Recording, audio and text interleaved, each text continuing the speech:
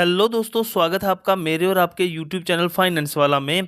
तो दोस्तों, एलआईसी ने एक नया प्लान लॉन्च कर दिया है जो कि 14 अक्टूबर 2024 से लाइव हो गया है, जिसका नाम है निवेश प्लस प्लान टेबल नंबर 749। ये प्लान दोस्तों एक यूली प्लान है। कहने का मतलब यूनिट लिंक्ड इंश्योरेंस प्लान। इसमें जो आप पैसा इन्वेस्ट करोगे इक्विटी मार्केट में इन्वेस्ट होगा, उसके साथ साथ आपको इंश्योरेंस का भी इसमें लाभ देखने को मिलेगा। ये प्लान दोस्तों सिंगल प्रीमियम प्लान है और आपको इसमें ओनली वन टाइम पेमेंट करना है। दोस्तों, ब्लॉक डायग्राम के तहत देखते हैं कि ये प्लान काम कैसे करता है। इसके दो पार्ट होते हैं, एक इंश्योरेंस पार्ट और एक इन्वेस्टमेंट पार्ट। इंश्योरेंस का तो आपको पता है कि बीमा, और इन्वेस्टमेंट में क्या होता है, आपका जो पैसा होता है वो शेयर्स या फिर गवर्नमेंट बॉन्ड्स में इन्वेस्ट किया जाता है, वो भी जैसे आप चूज करोगे उसके तहत। उसके बाद वहां से जो भी रिटर्न निकाल के आएगा उसमें से कुछ चार्जेस कट के सारा रिटर्न आपको वापस दे दिया जाएगा। एलिजिबिलिटी कंडीशंस की अगर हम बात करें तो कम से कम आप 90 दिन से ये प्लान ले सकते हैं। बेसिक सम छोड़ के यहाँ पे दो ऑप्शन आपको मिलेंगे। ऑप्शन नंबर 1, सिंगल प्रीमियम का 1.25 टाइम्स आप सम छोड़ ले सकते हैं, या फिर ऑप्शन नंबर 2, सिंगल प्रीमियम का 10 टाइम्स आप बेसिक सम छोड़ चुन सकते हैं। फॉर एग्जाम्पल दोस्तों, अगर कोई बंदा 1 लाख रुपए सिंगल प्रीमियम पे करता है और ऑप्शन नंबर 1 में उसको 1,25,000 का सम एश्योर्ड मिल जाएगा। अगर वो ऑप्शन 2 लेता है तो उसको 10 लाख का सम एश्योर्ड मिल जाएगा। मैक्सिमम एज की बात करें तो ऑप्शन 1 में 70 साल रखी गई है और ऑप्शन 2 में 35 साल रखी गई है।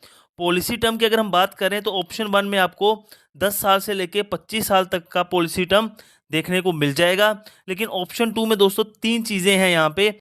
अगर आपकी एज 25 साल तक है तो आपको 10 साल से लेके 25 साल का पॉलिसी टर्म मिल जाएगा। अगर आपकी एज 26 से 30 साल है तो आपको 10 से 20 साल का पॉलिसी टर्म मिल जाएगा। अगर आपकी एज 31 से 35 साल है तो आपको 10 साल का पॉलिसी टर्म ही मिलेगा।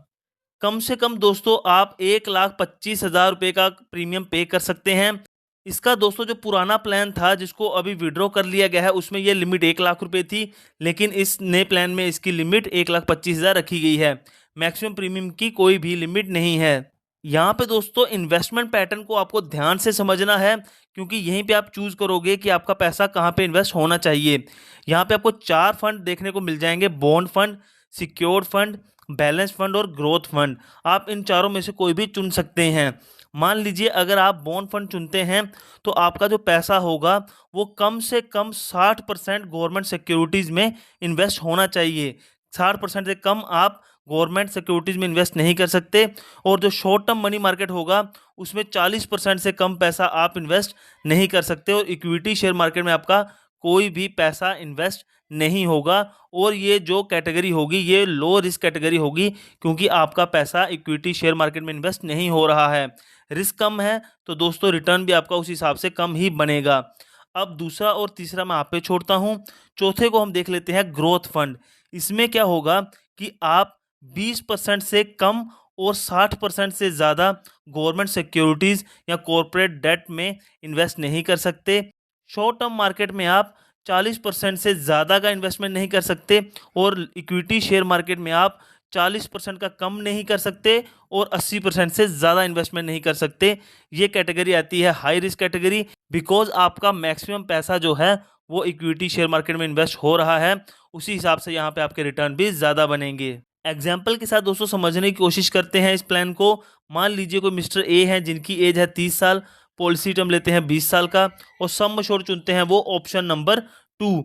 सिंगल प्रीमियम वो पे कर रहे हैं 2 लाख रुपए का। अब दोस्तों 30 साल की एज में उन्होंने पॉलिसी ली और 2 लाख का प्रीमियम पे किया। अगले 20 साल वो वेट करेंगे। जैसे ही उनकी एज 50 साल हो जाएगी तो उनकी जो भी यूनिट्स की फंड वैल्यू बनी होगी वो उनको दे दी जाएगी। अब दोस्तों ये टोटली डिपेंड करेगा कि उनका रिटर्न कितना बना है, ये फिक्स नहीं होता है। अगर हम एजम्पशन पे मान के चलें कि अगर उनको पर एनम 8% का भी रिटर्न मिल रहा है 20 सालों तक, तो अप्रॉक्सीमेट जो उनकी वैल्यू बन जाएगी 9,32,191 रुपीज़ बन जाएंगे। इसमें से थोड़े बहुत जो चार्जेस बनते होंगे वो कट के बाकी बचा हुआ सारा पैसा इनको दे दिया जाएगा। डेथ के केस का देख लेते हैं दोस्तों। जिस दिन वो पॉलिसी लेंगे तो उनका रिस्क कवर शुरू हो जाएगा, और मैच्योरिटी से पहले मान लीजिए अगर उनकी डेथ हो जाती है तो नॉमिनी को जो डेथ बेनिफिट्स दिए जाएंगे वो 2 चीज़ें देखी जाएंगी। पहली की फंड वैल्यू दूसरा देखा जाएगा कि उन्होंने जो सम एश्योर्ड लिया है, चाहे वो ऑप्शन 1 के तहत हो या फिर ऑप्शन 2 के तहत हो, दोनों में से जो भी ज़्यादा होगा वो as a death benefit nominee को दे दिया जाएगा। और दोस्तों अगर उन्होंने पिछले 2 सालों में पार्शियल विड्रॉल लिए होंगे तो उनको माइनस कर दिया जाएगा। अगर आप पार्शियल विड्रॉल करना चाहते हो तो 6वें साल से लेकर 10वें साल के बीच में अगर आप पार्शियल विड्रॉल करते हो तो आपको 15% का पार्शियल विड्रॉल मिल जाएगा। 11 से 15 साल के बीच में 20% का, 16 से 20 साल के बीच में 25% का और 21 से 25 साल के बीच में 30 साल का आपको पार्शियल विड्रॉल देखने को मिल जाएगा। माइनर्स के केस में दोस्तों पार्शियल विड्रॉल तभी अलाउड होंगे जब लाइफ एश्योर्ड जो होगा उसकी एज 18 साल कंप्लीट हो जाए। जो भी दोस्तों आप पार्शियल विड्रॉल करोगे वो एक फिक्स्ड अमाउंट में होना चाहिए या फिर फिक्स्ड नंबर ऑफ यूनिट्स में ही होना चाहिए। इस पॉलिसी में दोस्तों आपको गारंटीड एडिशन भी देखने को मिलता है। 6वें साल के एंड में दोस्तों आपको आपके सिंगल प्रीमियम का 3% गारंटीड एडिशन देखने को मिलता है। 10 साल बाद 4% का, 15 साल बाद 5% का, 20 साल बाद 6% का और 25 साल बाद 7% का आपको गारंटीड एडिशन देखने को मिल जाता है। आप अपने पैसे को दोस्तों जो भी आपने फंड चुना है उनको स्विच भी कर सकते हो, लेकिन आप टोटल 4 बार स्विच कर सकते हो जो कि आपको फ्री ऑफ चार्ज अलाउ किया जाएगा। Bond fund, secured fund, balance fund और ग्रोथ फंड, इनमें से जो भी चाहे आप आपस में 4 बार फ्री में स्विचिंग कर सकते हो। अब दोस्तों बात करेंगे इस फंड में लगने वाले चार्जेस के बारे में। सबसे पहले आते हैं एलोकेशन चार्जेस। अगर आप ये पॉलिसी ऑफलाइन लेते हो तो आपको 3.30% आपके सिंगल प्रीमियम जो आप पे करोगे उसके एलोकेशन चार्जेस देने होंगे। अगर आप ऑनलाइन लेते हो तो आपको 1.5% देने होंगे। दूसरे चार्जेस आते हैं दोस्तों मोर्टेलिटी चार्जेस। मोर्टेलिटी चार्जेस दोस्तों वो चार्जेस होते हैं जिसके तहत आपको इंश्योरेंस कवर प्रोवाइड किया जाता है। अगर आप ज़्यादा सम एश्योर्ड वाला लाइफ कवर लेते तो मोर्टेलिटी चार्जेस जो होंगे वो ज़्यादा होंगे। अगर कम वाला इंश्योरेंस कवर लेते हो तो उसमें ये चार्जेस कम होंगे। नेक्स्ट चार्जेस आते हैं दोस्तों फंड मैनेजमेंट चार्जेस। ये दोस्तों आपको 1.35% पर एनम के हिसाब से चार्जेस लगेंगे। अगर आपकी पॉलिसी डिसकंटिन्यूड पॉलिसी फंड में कन्वर्ट हो चुकी है तो ये चार्जेस 0.50% पर एनम के हिसाब से आपको लगेंगे। पार्शियल विड्रॉल चार्जेस दोस्तों फ्लैट 100 रुपीज़ रखे गए हैं। पॉलिसी एडमिनिस्ट्रेशन चार्जेस आपको यहाँ पे कुछ भी नहीं लगने वाले हैं। अगर आप दोस्तों इसमें लिंक्ड एक्सीडेंटल बेनिफिट लेते हैं तो उसके चार्जेस भी आपको देने होंगे। अगर आप अपनी पॉलिसी को सरेंडर करना चाहते हैं या फिर पेड अप पॉलिसी में कन्वर्ट करना चाहते हैं तो आप 5 साल बाद कर सकते हैं। इस पॉलिसी में दोस्तों लोन की सुविधा नहीं दी गई है। तो दोस्तों इस पूरी की पूरी पॉलिसी की हमने डिटेल एनालिसिस की आपके सामने। कोई भी डाउट हो तो कमेंट करके ज़रूर बताइएगा। वीडियो अच्छी लगे तो वीडियो को लाइक कीजिएगा, चैनल को सब्सक्राइब कीजिएगा।